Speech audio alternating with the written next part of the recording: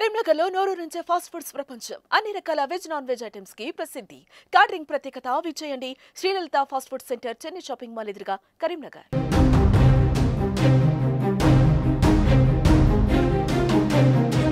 నమస్తే, welcome to Suma TV Karimnagar. నేను మీ అనిల్. ఎన్నికల సమయంలో కాంగ్రెస్ పార్టీ ఇచ్చినటువంటి 6 గ్యారంటీ పథకాలను నెరవేరుస్తూ ప్రజలపై తమకున్న నమ్మకాన్ని వమ్ము చేయకుండా రేవంత్ రెడ్డి సర్కార్ తమ పాలన కొనసాగిస్తుందంటూ కాంగ్రెస్ నాయకులు చెప్తున్నారు. ముఖ్యంగా ఎన్నికల్లో ఇవ్వని హామీలను కూడా ప్రకటించి రేవంత్ సర్కార్ ప్రజల్లో కాస్త విశ్వాసం కలిగించేలా కొన్ని ప్రకటనలు కూడా చేసింది. ముఖ్యంగా అందులో హైడ్రా వ్యవస్థ అని చెప్పుకోవచ్చు.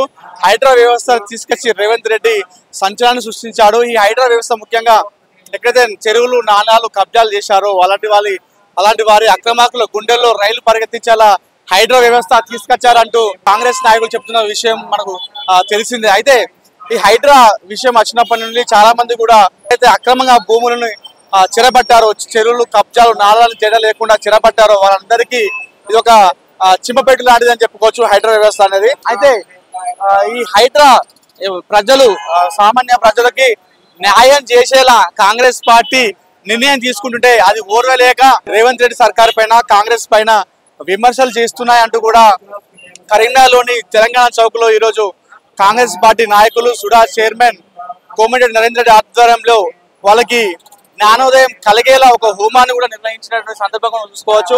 ఉదయం 10:30కు మొదలైనటువంటి ఈ హోమం అనేది కొనసాగుతూనే ఉంది. మీరు ఒక విజువల్ కూడా చూసుకోవచ్చు. ఉదయం నుండి కార్యకర్తలు కావచ్చు, నాయకులు కావచ్చు, అందరి ఆధ్వర్యంలో కోమటిరెడ్డి నరేందర్ రెడ్డి అక్కడ మనం ఫ్లెక్స్ కూడా చూసుకోవచ్చు. రేవంత్ రెడ్డి నాయకత్వంలో ఒకవైపు ప్రజాపాలన నడుస్తుంటే మరోవైపు చెరువులు, కుంటలు చూడలేక రాష్ట్ర బీఆర్ఎస్, అదేవిధంగా కేంద్రంలో ఉన్నటువంటి బీజేపీ పార్టీలు కాంగ్రెస్ పార్టీ పైన దుష్ప్రచారం చేస్తున్నాయన్నట్టు కూడా ఈ హోమం నిర్వహిస్తున్నారు. దీనిపైన మనం సుడా చైర్మన్ అని అడిగి తెలుసుకునే ప్రయత్నం చేద్దాం.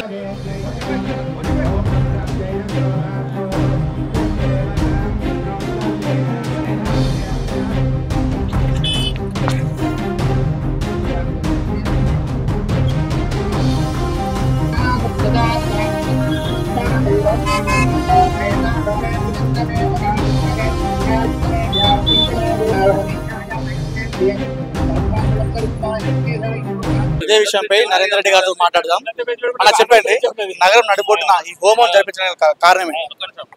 గత 9 నెలలుగా కాంగ్రెస్ ప్రభుత్వం వచ్చిన తర్వాత ప్రజాపాలన అందిస్తూ ప్రజలందరినీ 6 గ్యారంటీల ద్వారా ఆదుకుంటూ ప్రజా సంక్షేమం కోసం పాటుపడుతున్నటువంటి రేవంత్ రెడ్డి ప్రభుత్వంపై, అదే విధంగా గత కొద్ది రోజులుగా 10 సంవత్సరాలుగా కబ్జాలకు గురైనటువంటి చెరువులు, కుంటలు, నాలాలు, ప్రభుత్వ స్థలాలను సంరక్షిస్తూ ఉంటే ఈ బీఆర్ఎస్, బీజేపీ నాయకులు చూడలేక, ఓర్వలేక మరి ఇష్టం వచ్చినట్టు గుడ్డిగా మాట్లాడుతూ ఉన్నారు, గుడ్డిగా విమర్శిస్తూ ఉన్నారు. మరి వాళ్లకు కనీసం జ్ఞానోదయం కలగాలని ఈ ప్రభుత్వం ప్రజల కోసం, ప్రజా ఆస్తులను రక్షించడం కోసం కృషి చేస్తూ ఉంటే గుడ్డిగా విమర్శిస్తూ ఉంటే చూడలేక, వారికి జ్ఞానోదయం కలగాలి, మంచిని మంచి, చెడును చెడు అనే విధంగా మాట్లాడడానికి ఆ భగవంతుడు వారికి జ్ఞానోదయం కలిగించాలని చెప్పి మేధాహోమం కార్యక్రమం చేపట్టడం జరిగింది. ఈ విధంగానైనా వారి బుద్ధిలో మార్పు రావాలని, వారి యొక్క ప్రవర్తన మరి గుడ్డిగా విమర్శించే విధంగా కాకుండా మార్పు జరగాలని మేధాహోమం ఈరోజు కరీంనగర్ నడిబొడ్డున చేయడం జరిగింది.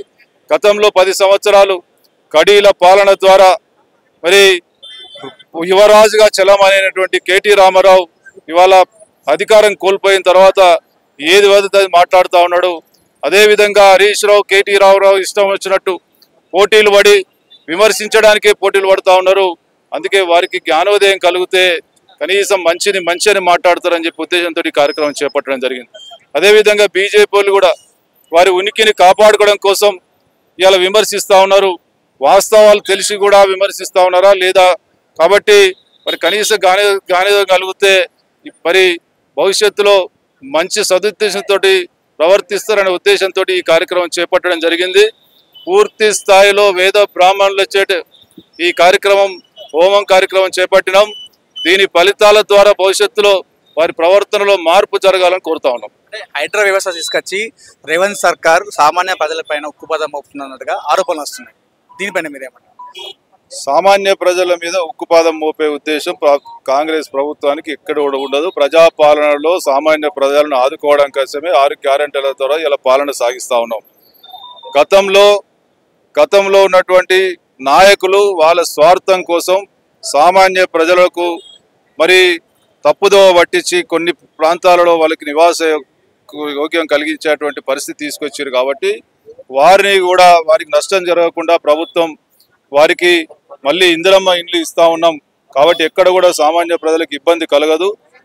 తప్పుదోవ పట్టించి వాళ్ళ ద్వారా దండుకొని ఇలా కోట్లు సంపాదించినటువంటి నాయకులు వారికి శిక్ష పడాలి తప్ప సామాన్య ప్రజలను ఎప్పుడు కూడా ప్రభుత్వం ఆదుకుంటుందని చెప్పి తెలియజేస్తా ఉన్నాం. ఫైనల్ గా బీఆర్ఎస్ బీజేపీ నాయకులు ఏం చెప్పాలనుకుంటారు? మేము మరొకసారి చెప్తా ఉన్నాం, ఇకనైనా కూడా మీ పరివర్తనలో మార్పు రావాలి. మంచిని మంచి అనాలి, చెడుని చెడు అనాలి. ఇలా ప్రతి ఒక్క మహిళలతో పాటు మహాలక్ష్మి పథకంతో పాటు అన్ని రకాల పథకాలను ఇలా అన్ని రకాల వర్గాల ప్రజలను ఆదుకోవడం కోసం ప్రభుత్వం కృషి చేస్తూ ఉంది. అదేవిధంగా భవిష్యత్తులో మరి మనకి ప్రభుత్వ భూములు కానీ ప్రభుత్వ నాలాలు, చెరువులు, కుంటలు లేనటువంటి దౌర్భాగ్య పరిస్థితి తీసుకొచ్చిండ్రు. వాటిని కాపాడుకోకపోతే భవిష్యత్ తరాలకు ఇబ్బంది కలుగుతున్నటువంటి సదుద్దేశంతో చేస్తున్నట్టు కార్యక్రమాన్ని స్వాగతించాల్సింది పోయి పోటీలు పడి ఇష్టం వచ్చినట్టు బామరుదులు కావచ్చు, బీజేపీ నాయకులు కావచ్చు, ఇష్టం వచ్చినట్టు ప్రభుత్వం మీద దుమ్మెచ్చిపోసే కార్యక్రమాన్ని ఇప్పటికైనా మానుకోవాలి. వారి ప్రవర్తనలో మార్పు రావాలి. ఆ భగవంతుడు మేము చేసినటువంటి మేధా హోమం ద్వారానైనా వాళ్ళకు బుద్ధి రావాలని చెప్పి ఈ సందర్భంగా కోరుతాం.